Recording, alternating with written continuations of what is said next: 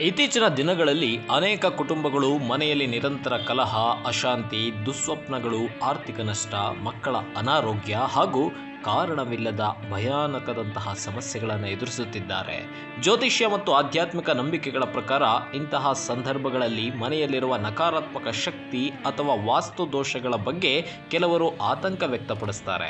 ಇದಕ್ಕೆ ಪರಿಹಾರವಾಗಿ ಪ್ರತಿದಿನ ಬೆಳಗ್ಗೆ ಮತ್ತು ಸಂಜೆ ದೇವರ ಪೂಜೆ ಮಾಡುವುದು, ಮನೆ ಸ್ವಚ್ಛವಾಗಿಟ್ಕೊಳ್ಳೋದು, ತುಳಸಿ ಗಿಡಕ್ಕೆ ನೀರು ಅರ್ಪಿಸುವುದು, ದೇವರ ನಾಮಸ್ಮರಣೆ ಮಾಡುವುದು ಹಾಗೂ ಹನುಮಾನ್ ಚಾಲೀಸ ಅಥವಾ ದುರ್ಗಾ ಸ್ತೋತ್ರ ಪಠಿಸುವುದು ಶುಭಕರವೆಂದು ಪರಿಗಣಿಸಲಾಗುತ್ತದೆ. ಕೆಲವು ಸಂಪ್ರದಾಯಗಳಲ್ಲಿ ಕರ್ಪೂರ ಆರತಿ, ಉಪ್ಪು ನೀರಿನಿಂದ ಮನೆ ಶುಚಿಗೊಳಿಸುವುದು ಮತ್ತು ಸಕಾರಾತ್ಮಕ ವಾತಾವರಣ ನಿರ್ಮಿಸುವುದಕ್ಕೂ ಮಹತ್ವ ನೀಡಲಾಗಿದೆ.